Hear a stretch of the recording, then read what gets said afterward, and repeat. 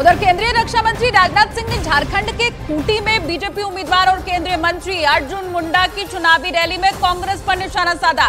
उन्होंने कहा कि हम हिंदू मुस्लिम के आधार पर भेदभाव नहीं करते, लेकिन कांग्रेस ने हिंदू मुस्लिम के आधार पर बांटकर राजनीति की है।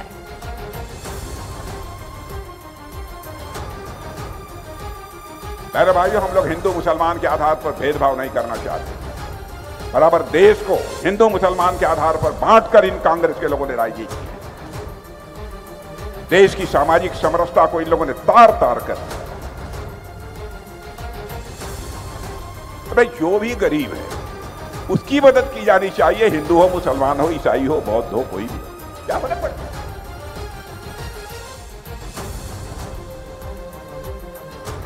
इन्होंने कई कमीशन बनाए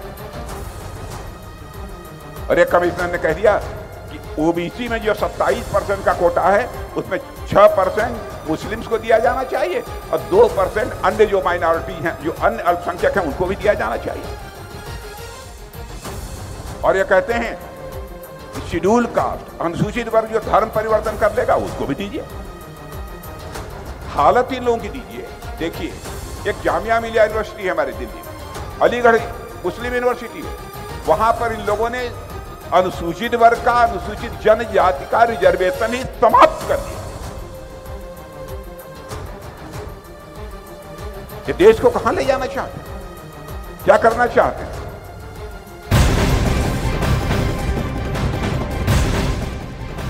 कांग्रेस नेता राशिद अल्वी ने पीएम मोदी के बयान पर अब पलटवार किया है। मुसलमानों को देश का सबसे पिछड़ा वर्ग बताया है। देश के संसाधनों पर मुसलमानों का पहला हक बताने वाले पीएम मोदी के बयान का हवाला देते हुए राशिद अल्वी ने कहा कि पूर्व प्रधानमंत्री मनमोहन सिंह ने कहा था कि देश की अंतिम लाइन में जो लोग खड़े हैं वो पिछड़े हैं, उनका संसाधनों पर पहला हक है और निश्चित तौर पर उसमें मुसलमान सबसे पहले आता है।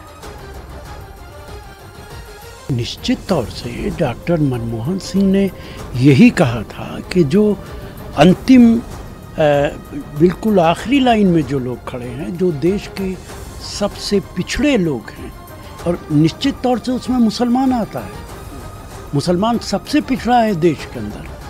तो उन्होंने ये नहीं कहा था कि मुसलमानों के लिए पहला हक है, उन्होंने कहा था सबसे पिछड़े लोगों पर सबसे पहला हक है। बिहार की पूर्णिया सीट वो सीट है जहां पप्पू यादव के मैदान में उतरने से मुकाबला त्रिकोणीय हो गया और बिहार के सीमांचल इलाके की सीट पर जीत की उम्मीद लगाए बैठी आरजेडी के सामने चुनौती खड़ी हो गई, क्योंकि माना जा रहा है कि आरजेडी को उम्मीद थी कि इस बार पूर्णिया में सियासी समीकरण अलग होंगे, लेकिन पप्पू यादव ने निर्दलीय चुनाव लड़ने का फैसला करके सारा हिसाब किताब ही बिगाड़ दिया और आरजेडी ने उन पर बीजेपी की बी टीम होने का आरोप लगाया। 2019 के चुनाव में पूर्णिया में एनडीए के प्रत्याशी संतोष कुमार को 6 लाख से ज्यादा वोट मिले थे और कांग्रेस के उम्मीदवार उदय सिंह को 3.5 लाख के आसपास वोट मिले थे। यानी एनडीए प्रत्याशी करीब 2.5 लाख वोटों के अंतर से जीते थे। लेकिन अटकलें लगीं कि इस बार महागठबंधन ने वोटों का यह अंतर कम करने के लिए पूरी प्लानिंग की थी और पप्पू यादव के कांग्रेस में शामिल होने तक पूरा प्लान सही जा रहा था। लेकिन पप्पू यादव के पूर्णिया से लड़ने की जिद ने आरजेडी या यूं कहें कि लालू यादव और तेजस्वी यादव की पूरी प्लानिंग पर पानी फेर दिया और पप्पू यादव की वजह से बिहार की पूर्णिया सीट हॉट सीट बन गई, क्योंकि उन्होंने पूर्णिया की लड़ाई को त्रिकोणीय बना दिया। साथ ही आरजेडी का एम-वाई समीकरण बिगड़ने का खतरा भी बढ़ गया। माना जा रहा है कि पप्पू यादव इस सीट पर आरजेडी के वोट बैंक में सेंध लगा सकते हैं और इससे आरजेडी की बीमा भारती को नुकसान हो सकता है और इसी वजह से तेजस्वी यादव ने पूर्णिया में धुआंधार रैलियां की। पूर्णिया में 26 अप्रैल को मतदान होगा और मतदान से 4 दिन पहले तेजस्वी ने एक बार फिर पप्पू यादव के खिलाफ वोट की अपील की, या यूं कहें कि मंच से इशारों में बोल दिया था कि पप्पू यादव बीजेपी की बी टीम है और इंडिया को अगर नहीं चुनते हो बीमा भारती को तो आप एनडीए को चुन रहे हो। साफ बात। तेजस्वी यादव के इसी बयान के बाद यह खबर तेज हो गई कि पूर्णिया में आरजेडी को बीजेपी से ज्यादा पप्पू यादव से परेशानी हो रही है, क्योंकि पूर्णिया से 3 बार सांसद रह चुके पप्पू यादव की वहां अच्छी पकड़ मानी जाती है और ये बिहार की उन कुछ सीटों में एक है जहां मुस्लिम मतदाता जीत और हार तय करते हैं और पप्पू यादव उन मतदाताओं को अपने पाले में कर सकते हैं। मतलब जिस एम-वाई यानी मुस्लिम यादव समीकरण के दम पर आरजेडी ने पूर्णिया सीट कांग्रेस से ली थी, उसी सीट से कांग्रेस के नेता और निर्दलीय प्रत्याशी पप्पू यादव ने महागठबंधन को चुनौती दे दी, क्योंकि माना जा रहा है कि पप्पू यादव बीजेपी के नहीं बल्कि आरजेडी के वोट काटेंगे और इसी वजह से तेजस्वी यादव उन्हें बीजेपी की बी टीम साबित करने पर उतारू हो गए।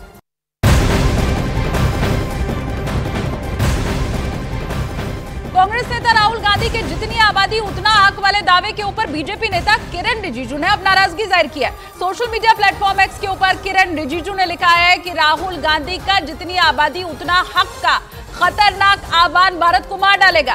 कांग्रेस पार्टी का कहना है कि हमारे संसाधनों पर मुसलमानों का पहला दावा है। मैं इस खतरनाक तुष्टीकरण की साजिश की निंदा करता हूं। कांग्रेस पार्टी की इस तरह की विभाजनकारी नीति सही सोच वाले मुसलमानों को भी पसंद नहीं आएगी। पहाड़ी, उत्तर पूर्वी राज्य, लद्दाख और हजारों अल्पसंख्यक समुदाय जिनकी आबादी बहुत कम है, वो हर चीज से वंचित हो जाएंगे। सीमावर्ती क्षेत्रों का कभी विकास नहीं हो पाएगा क्योंकि पहाड़ों और खराब जगहों में केवल कुछ ही लोग रह सकते हैं। अगर कांग्रेस को मौका दिया गया तो भारत के वास्तविक अल्पसंख्यकों को राष्ट्र निर्माण में कभी अवसर नहीं मिलेगा।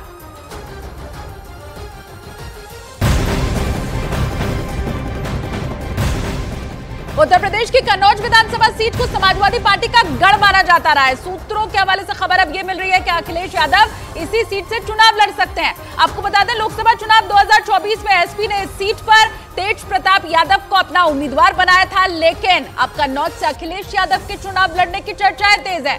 कल यानी कि 25 अप्रैल को अखिलेश यादव नामांकन भी अपना भर सकते हैं यहां से।